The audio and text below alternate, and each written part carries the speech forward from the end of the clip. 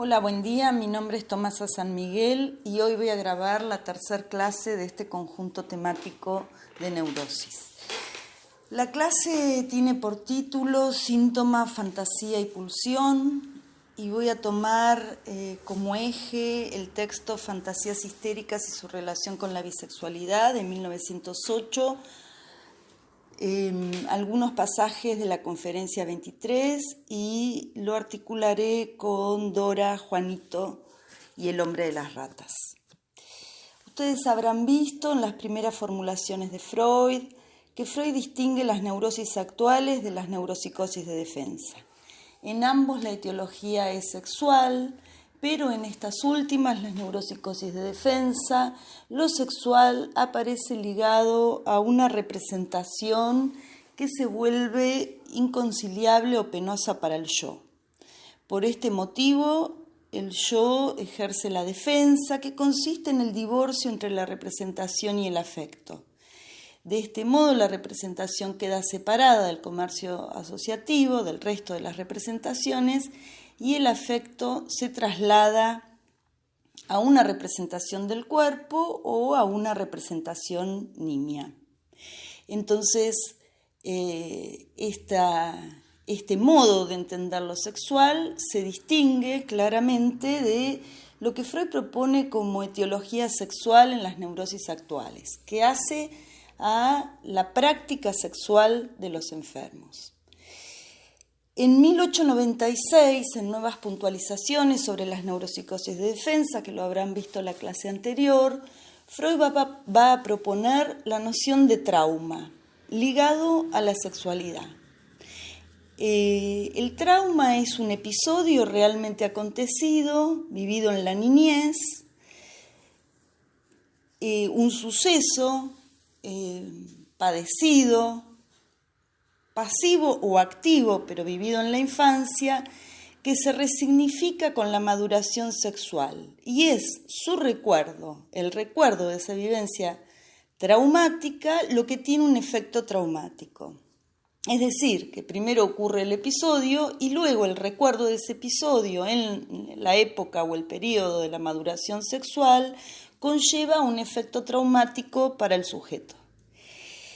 En este sentido, la articulación entre trauma y síntoma es una articulación bastante directa, porque ese episodio que a través del recuerdo cobra efecto traumático se va a expresar en el síntoma. Y eso que quedó encapsulado como episodio y que luego se reactualiza a través del recuerdo, causando un exceso de cantidad en el aparato psíquico, se va a descargar a través de los síntomas. Aparecen allí entonces todas las defensas que el yo ejerce sobre este exceso de excitación, sobre este excedente de difícil tramitación, y entonces Freud postulará que esos síntomas de defensa primario dan lugar a la salud aparente. Lo que quiero destacar es que Freud va afinando entre estos dos momentos lo que llamamos etiología sexual, y que lo sexual poco tiene que ver con lo genital, la reproducción, incluso con el ejercicio o la práctica sexual de los enfermos cuando hablamos de neuropsicosis. Luego, y a esto nos vamos a dedicar hoy, Freud va a plantear una distinción entre el trauma y la fantasía, una distinción y también una articulación. Entonces, estamos ahora ya de lleno en la clase que corresponde a hoy, a este momento, llegará la semana que viene en realidad, pero bueno, y nos vamos a detener entonces en lo que llamamos segundo Freud. En este segundo Freud, la nosología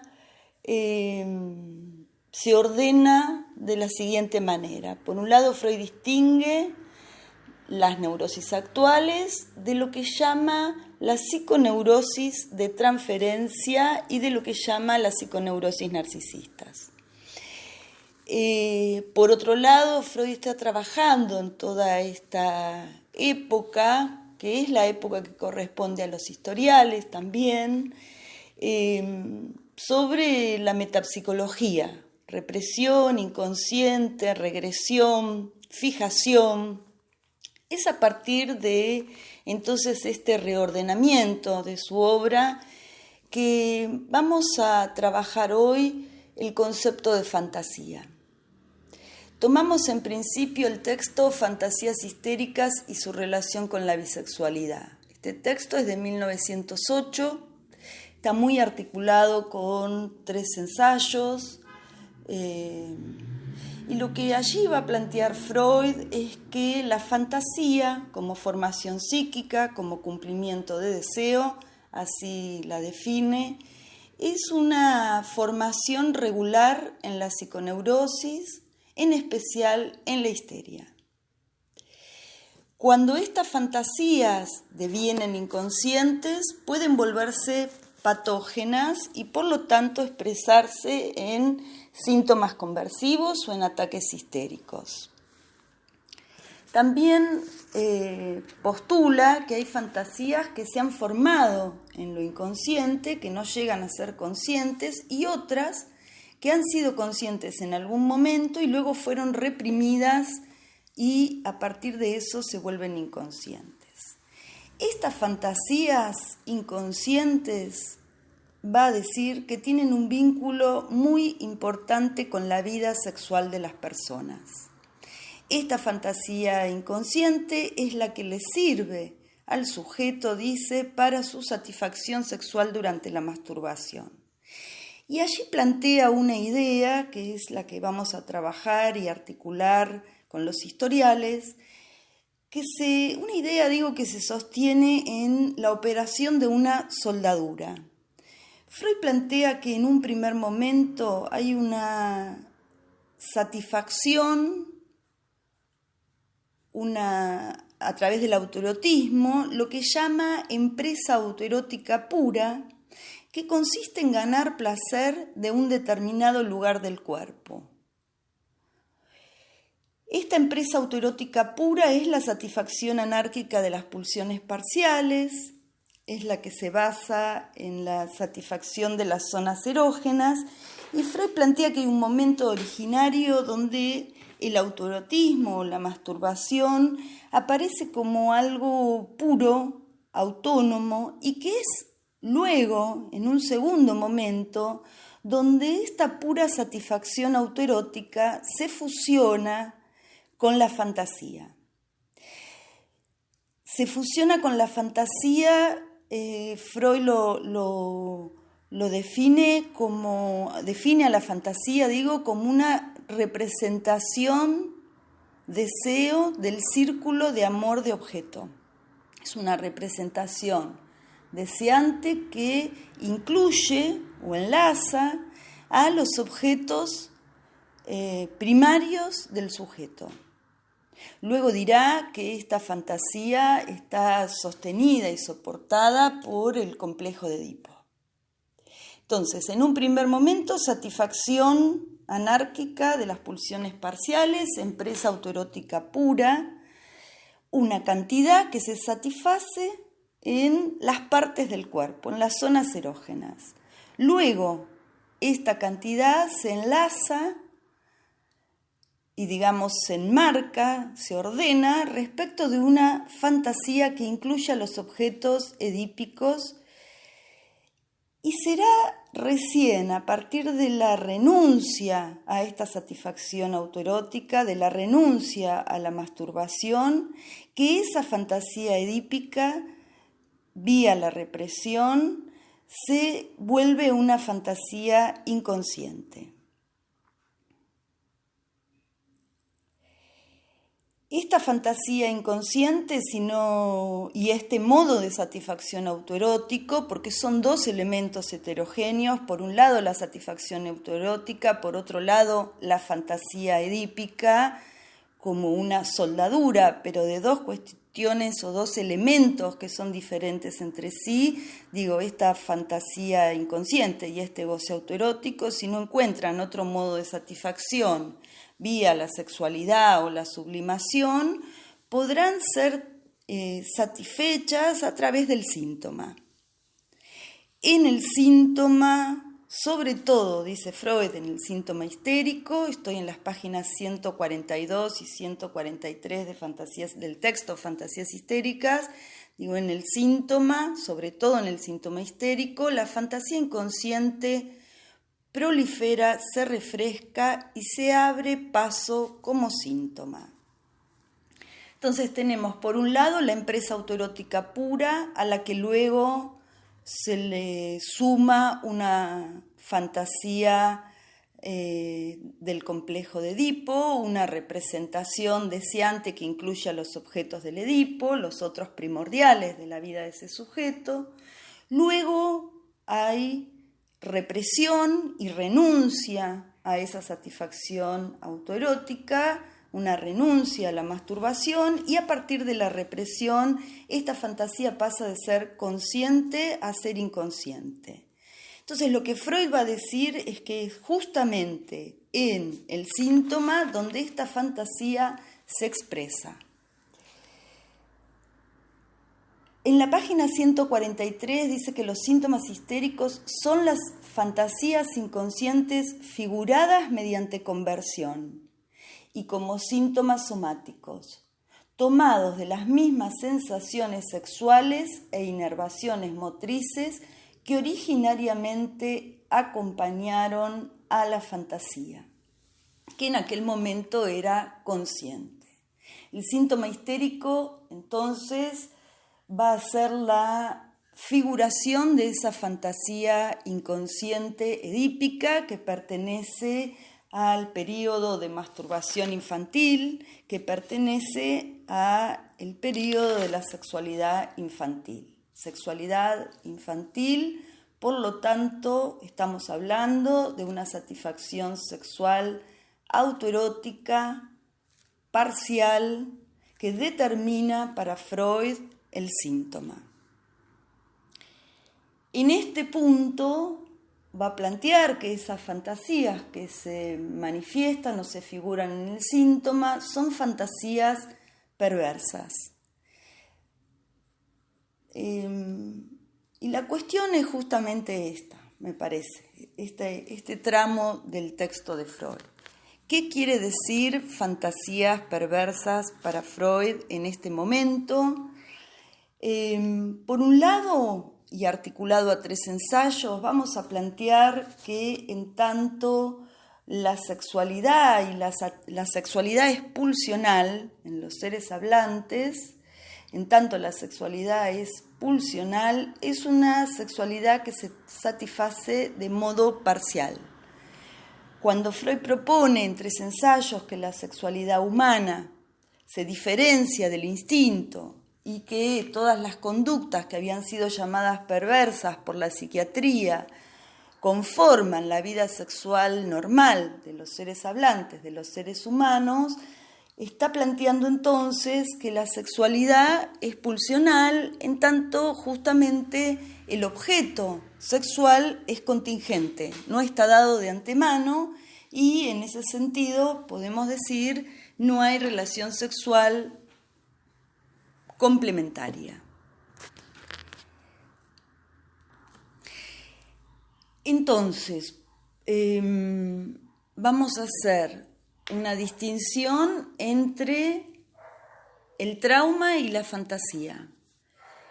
Una distinción y una articulación, porque por un lado Freud cuestiona la idea de que el trauma haya sido un episodio realmente acontecido, que verdaderamente, objetivamente ocurrió en la infancia del paciente y que entonces hay que ir a buscarlo, hay que producir su recuerdo para que sea elaborado. Freud va a cuestionarse esta idea, y va a trabajar en la conferencia 23 la cuestión de la falsedad o la verdad de esos traumas. Y en cierto sentido, llega a decir en su famosa carta a su amigo, a Fliess, que esos sucesos, esos episodios de la infancia no son reales y que alcanza con que hayan sido fantaseados esos episodios sexuales para que tengan valor de verdad y eficacia para un paciente, para un neurótico.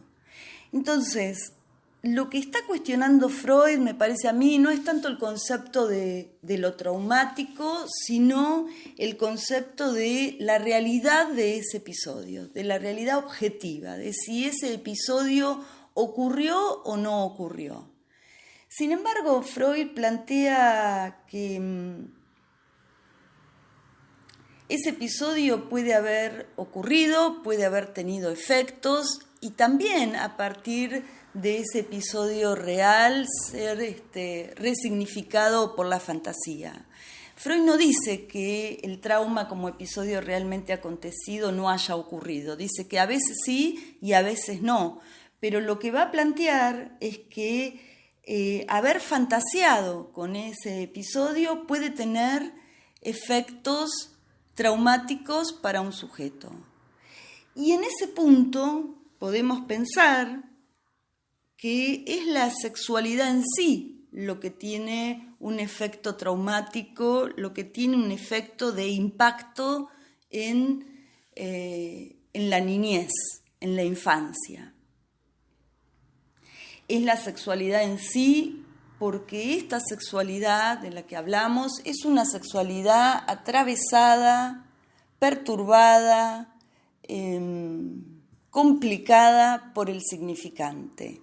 Es una sexualidad que en tanto pulsional nunca puede ser satisfecha completamente. En ese punto, y como pura cantidad, la sexualidad se inscribe en la infancia como lo traumático. Y entonces retomamos este concepto de la empresa autoerótica pura como pura cantidad, como pulsión parcial, como esfuerzo constante, como diferencia con el estímulo, porque es una fuerza constante de la que el sujeto no se puede escapar, no se puede huir, ¿no? Queda la opción de intentar tramitarla vía las representaciones. Entonces, podemos decir, por un lado, que Freud cuestiona la idea de que el trauma siempre sea un episodio realmente acontecido, que la sexualidad en sí es traumática porque el objeto es contingente, porque es pulsional, porque se inscribe de un modo traumático en el sentido de que es un exceso, porque Freud dice en 3 ensayos, el niño es tomado como un objeto sexual y hay una simetría entre el goce del adulto y la capacidad del niño en tramitar esta cantidad. Entonces la sexualidad es traumática en sí, y luego podemos pensar que la soldadura a esta fantasía, a esta escena, es decir, a la escena edípica, a la versión del Edipo, a la novela del Edipo, le permite cierto acotamiento a esa satisfacción pulsional que es vivida como exceso.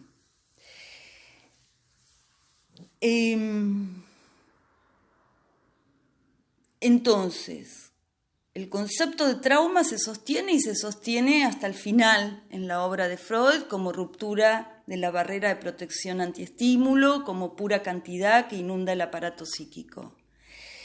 Y Y el trauma es lo pulsional y el peligro de que la pulsión produzca una perturbación económica en el aparato psíquico.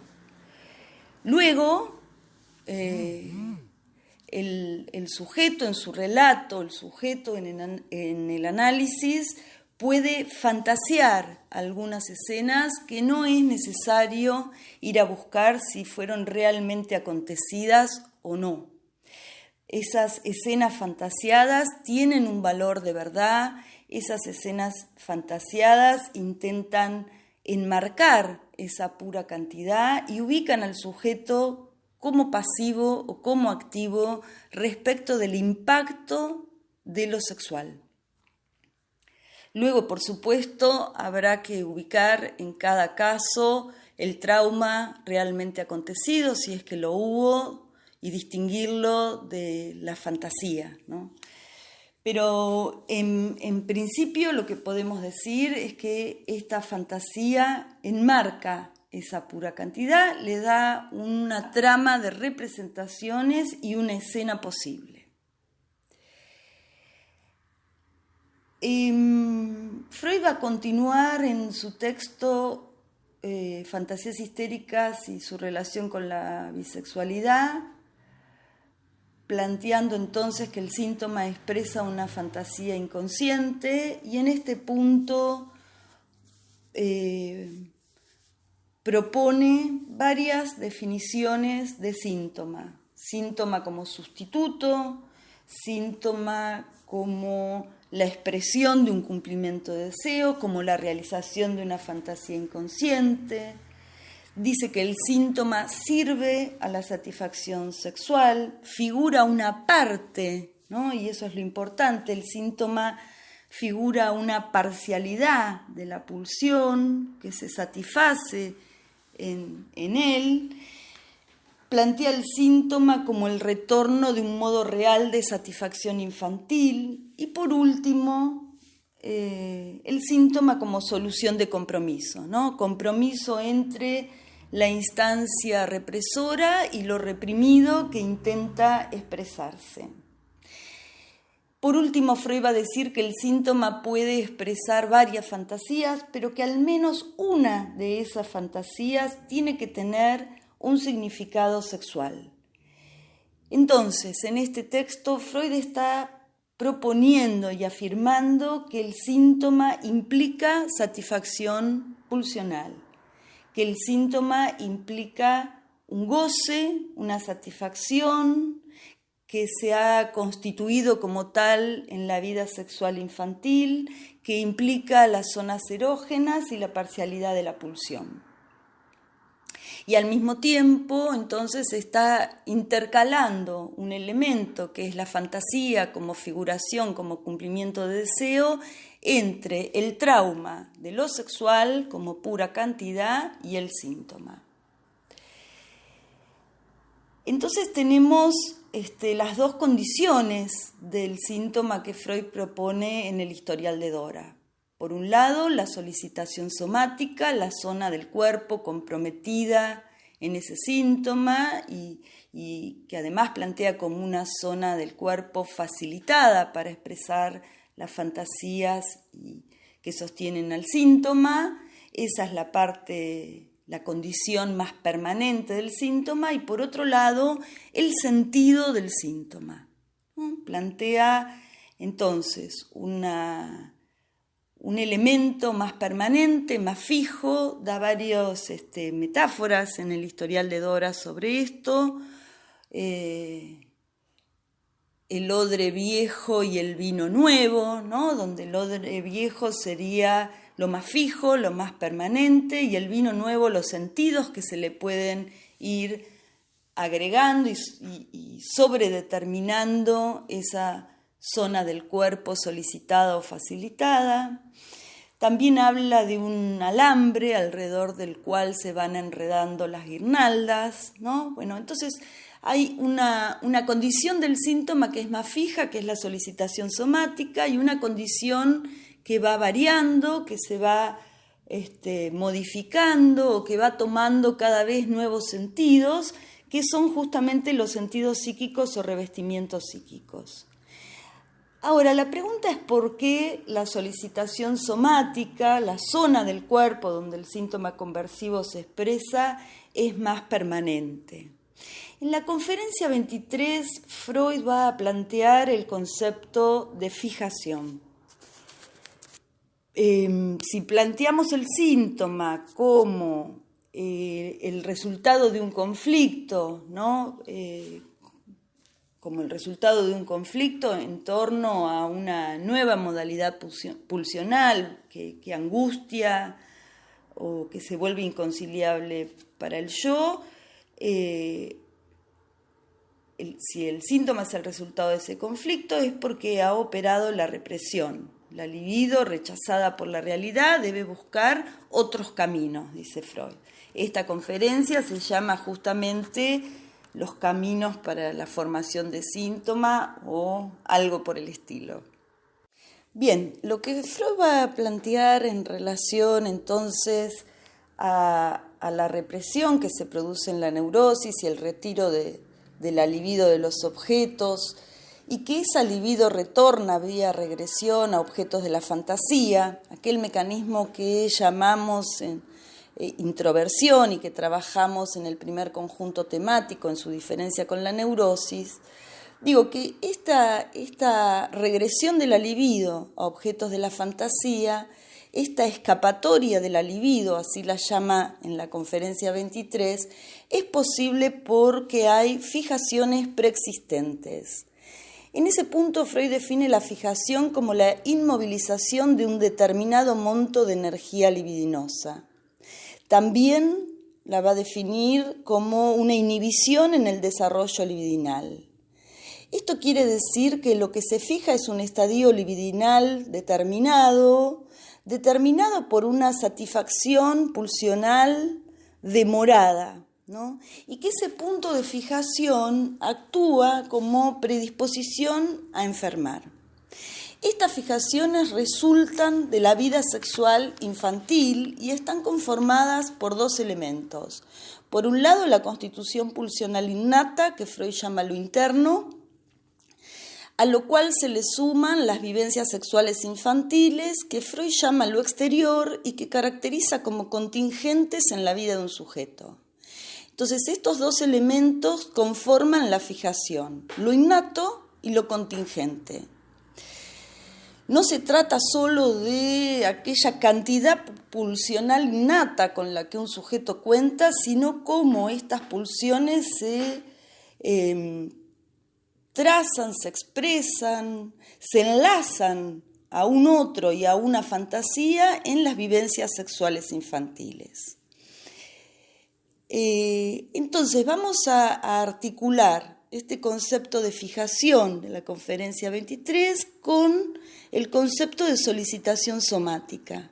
Como decíamos, para que un síntoma conversivo se constituya necesitamos de dos condiciones: la solicitación somática, que es la vía por la cual se produce la salida hacia lo corporal, y el sentido psíquico. Ahora bien, en Dora Freud es bastante claro cuando plantea que la solicitación somática está producida, determinada, prefigurada por lo que llama precondición somática. Encontramos ahí en Freud alguna vacilación en el historial de Dora entre si esta precondición somática está determinado por lo orgánico o por lo pulsional. De todos modos, aun cuando haya habido, ¿no?, en la hipótesis de Freud, haya habido un punto donde una zona del cuerpo haya sido afectada por un proceso orgánico real, solo va a adquirir la característica o la calidad de la fijación cuando esa zona se permita la expresión de la satisfacción pulsional, de una satisfacción pulsional infantil y privilegiada para ese sujeto. En ese sentido, esa zona que se constituye con la solicitación somática, que toca el cuerpo, obviamente, es determinada por la precondición somática como un goce privilegiado para ese sujeto que se anuda a un otro y a determinada escena sexual infantil. Veamos en Dora, vamos a hacer un repaso breve de algunas cuestiones de este modelo conceptual que trabajamos en Freud en los tres historiales. Cuando Freud comienza a trabajar los síntomas de Dora, especialmente el desarrollo que hace alrededor del síntoma de la tos, propone esta cuestión de la precondición somática que determina la solicitación somática y ubica allí lo que va a llamar ese cosquilleo en la garganta. Ese cosquilleo en la garganta que es activado, refrescado por la satisfacción de la pulsión oral. Incluso plantea que Dora recuerda en su análisis una escena muy temprana en su infancia, donde que llamamos comúnmente conocida como la escena con el hermano, donde ella está chupándose el pulgar y se agarra, se sostiene de la oreja de su hermanito.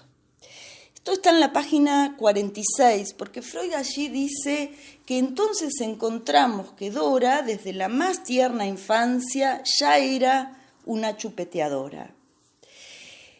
Entonces tenemos allí lo autoerótico, la satisfacción de las pulsiones parciales, a las que se le suma una fantasía inconsciente, un marco a esa cantidad enlazado al otro, un marco para esa cantidad donde esa cantidad se enlaza al otro y determina un modo privilegiado de la satisfacción pulsional, que en el caso de Dora es lo oral y que vamos a encontrar en el análisis de todos los síntomas. Por otro lado, tenemos otra vía para pensar los síntomas, todo el trabajo que Freud hace con Dora respecto de la masturbación infantil. Freud tiene la idea de que la masturbación infantil se evidencia en algunos pacientes en el recuerdo de la enuresis infantil, ¿no? Y dice que aquellos pacientes que no confiesan, entre muchas comillas, su masturbación infantil, sin embargo relatan episodios de enuresis y que eso podría dar cuenta de esa satisfacción autoerótica. También dice que mientras que la enuresis se sostiene como satisfacción masturbatoria, no aparecen los síntomas conversivos. Como decíamos con fantasías histéricas, en esta soldadura entre lo autoerótico y la fantasía, se produce o resulta de esa soldadura la sexualidad infantil. Pero también planteábamos que hay en la renuncia a la masturbación vía la represión la posibilidad de que esa fantasía consciente pase a ser una fantasía inconsciente. Y efectivamente podemos ubicar en cada uno de los tres historiales ese punto de angustia, ese punto ominoso que produce la renuncia, el abandono de la masturbación. Abandono que habría que aclarar, porque es justamente lo que el síntoma neurótico nos muestra, que un abandono que nunca es total, una renuncia que nunca es total. Y justamente ese resto de goce autoerótico, el grano de arena, como lo llama Freud en el historial, es lo que también se va a jugar como satisfacción en el síntoma.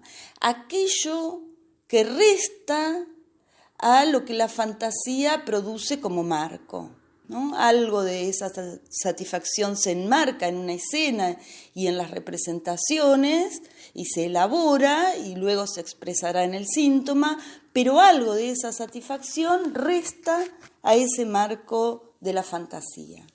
En Dora encontramos justamente este punto de lo ominoso, en una escena que es crucial para el historial, que está en la página 70, y es el famoso espiar con las orejas. Episodio que Freud llama como contingente, un encuentro contingente, donde Dora espía justamente con las orejas un encuentro sexual entre los padres, o lo que ella supone como encuentro sexual entre los padres, con la consiguiente identificación al padre en todas sus dificultades respiratorias que trabajaremos a lo largo de este conjunto temático. Pero lo que quiero señalar en esa escena que Freud trae, que Dora trae a sus encuentros con Freud, o que traen entre los dos, ¿no? Esa escena que construyen entre los dos, donde ella escucha un encuentro sexual entre los padres, es interesante cómo, en la página 70, repito, Freud plantea que allí hay algo del orden de lo ominoso, hay una coexcitación en ella respecto de la excitación sexual del padre, y que allí se produce un ímpetu subvertiente de la sexualidad. Este ímpetu subvertiente hace que se produzca este pasaje de la satisfacción o el goce autoerótico a la angustia. Es una escena entonces que enmarca esa cantidad pulsional, que la enmarca, que la liga a un otro a través de la identificación, y que se constituye como un marco que va a jugarse en todos los síntomas histéricos, ¿no? La zona oral jugada en el síntoma, facilitada y dispuesta a expresar síntomas y fantasías al momento del desencadenamiento de la neurosis. Esta escena no hubiera tenido quizás ese efecto en Dora, que es de fijación de un modo de satisfacción en relación al padre y a lo que Freud llama la versión paterna, que enmarca la satisfacción autoerótica sin aquella precondición somática de la que hablábamos antes, ¿no? La satisfacción de la pulsión oral, la escena con el hermano. Bien, justamente es este modelo del que Freud se va a servir y sobre el que va a avanzar para explicar el síntoma de la tos, ¿no? En el síntoma de la tos, Freud aísla las dos condiciones del síntoma, lo oral, lo fijo, la precondición somática y el sentido. Diferentes fantasías, sentidos psíquicos que recubren ese grano de arena, ese punto de goce del síntoma, y que hacen que el síntoma vaya teniendo diferentes sentidos y vaya mostrando diferentes mensajes al otro. Incluso en lo que Freud llama ganancia de la enfermedad. Básicamente lo que va a decir es que en este síntoma de la tos se expresa la fantasía de Dora respecto de una relación sexual por la boca entre su padre y la señora K.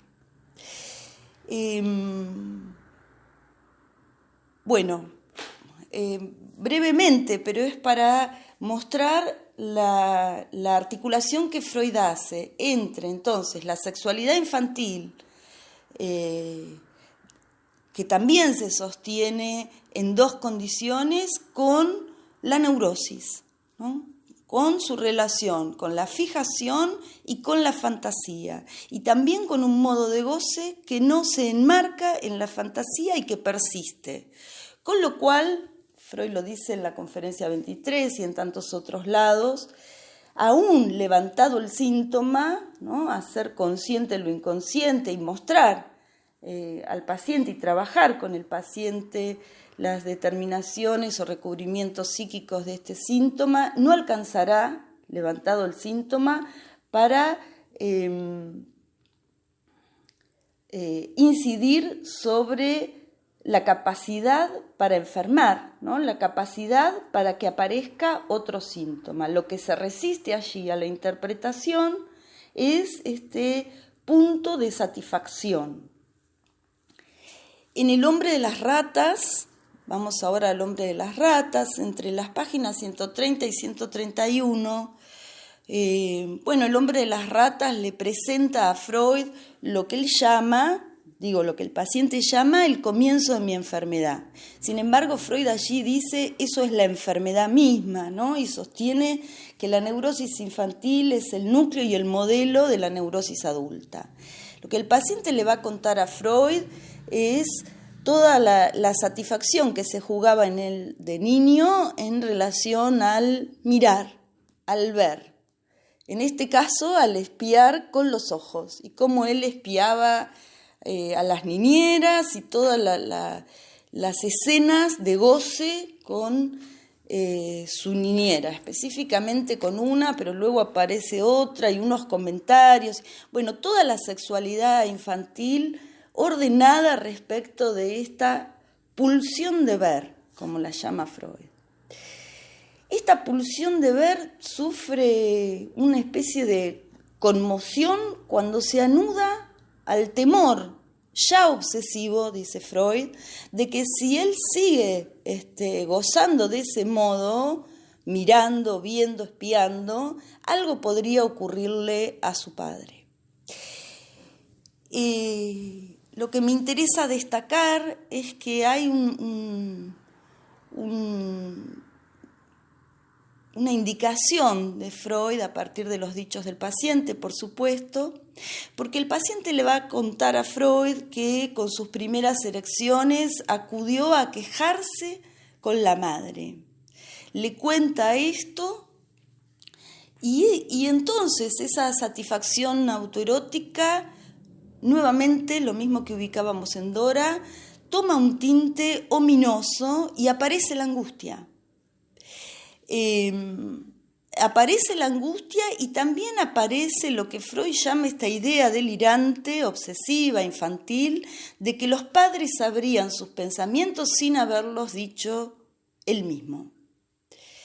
Es interesante porque justamente en el punto de vacilación de la madre respecto de la queja, entre comillas, que el hombre de las ratas le presenta por sus erecciones y lo que esto lo angustia, en ese punto de vacilación aparece la fantasía de que los padres sabrían, ¿no? Y aparece la fantasía de que los padres sabrían sosteniendo esa representación obsesiva, ¿no? Ese pensamiento delirante que da cuenta de un conflicto neurótico. En el hombre de las ratas, Freud plantea entonces el privilegio, la prevalencia de dos modos de satisfacción pulsional. Uno es respecto de la mirada y otro es respecto de lo que Freud llama el erotismo anal, en relación a la infancia y a los parásitos que el hombre de las ratas había sufrido de niño. Pero erotismo anal que no tiene tanto que ver con los parásitos, nuevamente, ¿no? Si la precondición se trata de lo orgánico o de lo pulsional. Ese erotismo anal está fijado por el goce de la madre en relación a el cuidado que hacía de los parásitos y la maniobra que hacía sobre los cuerpos del hombre de las ratas niño. Bien, hay otra escena infantil que me parece que conviene traerla en este momento muy brevemente, que es esa escena que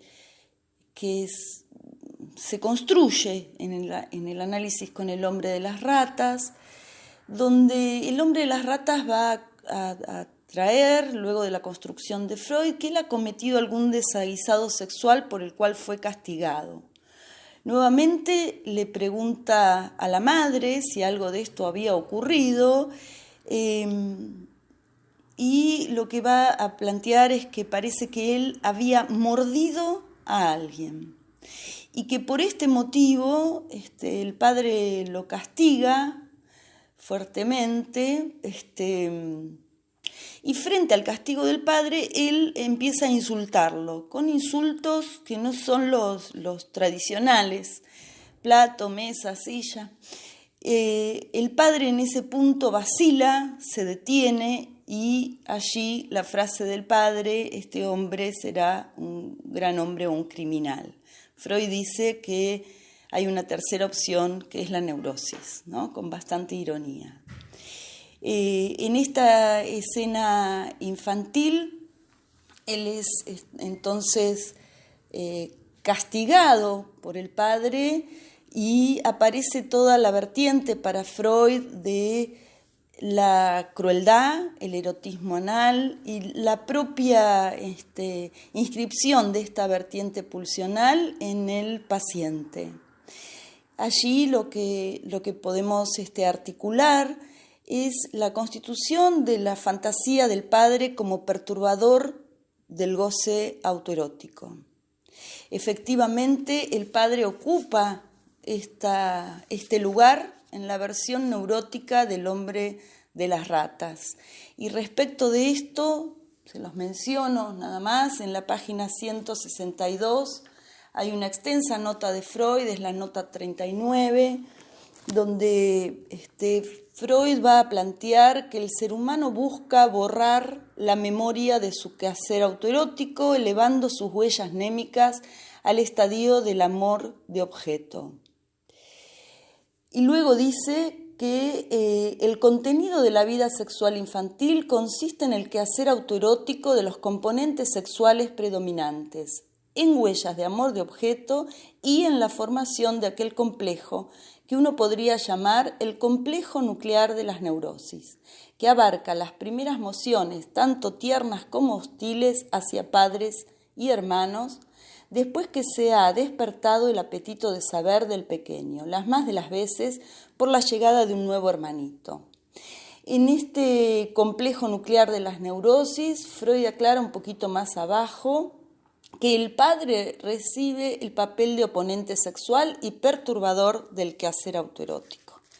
Entonces, claramente la fantasía es la construcción de alguna versión del padre respecto de este goce autoerótico.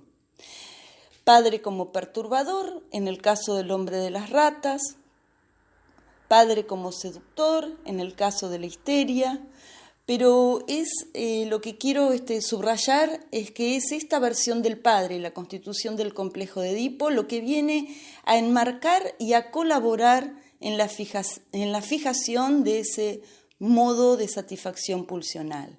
Justamente es este esquema el que Freud aplica al síntoma de la adultez, al síntoma martirizador del hombre de las ratas respecto de la representación obsesiva típica. En ese imperativo de debo pagar las 3,80 coronas, porque si no mi padre morirá, podemos encontrar la vertiente sádica que es despertada a raíz del ocasionamiento que lo lleva al hombre de las ratas a consultar a Freud, que es el relato, iba a decir retrato. Bueno, en ese relato el capitán cruel se retrata, ¿no? El relato del capitán cruel y cómo este relato sobre la tortura de las ratas, dice Freud, despierta puntos hiperestésicos del inconsciente del paciente. Entonces, Freud decía en Fantasías histéricas que las fantasías se expresan en los síntomas y que esto es más notable en la histeria. Sin embargo, podemos ubicarlo en la neurosis obsesiva, ya que ubicamos la neurosis obsesiva como un dialecto de la histeria y siguiendo a Freud decimos que la neurosis obsesiva tiene un fondo histérico, ¿no? Detrás de la fantasía de actividad sexual está la pasividad sexual. Entonces, las fantasías y la satisfacción pulsional es también trabajada en Freud para articular los fundamentos del síntoma obsesivo. En este punto es que Freud propone que el síntoma es la práctica sexual de los enfermos. Y cómo esto que Freud va a decir de práctica sexual de los enfermos no tiene nada que ver con lo que llamaba para las neurosis actuales la nula o mala práctica sexual, ¿no? No tiene nada que ver con el ejercicio de la actividad genital. Freud entiende la sexualidad en un sentido amplio que incluye lo erótico y lo pulsional.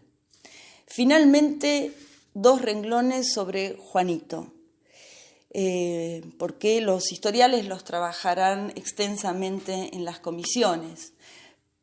Juanito, bueno, en principio el historial de Juanito es el relato y la comunicación que el padre de Juanito le hace a Freud, y cómo esa comunicación sobre la vida sexual de Juanito confirma la teoría de Freud sobre la sexualidad infantil.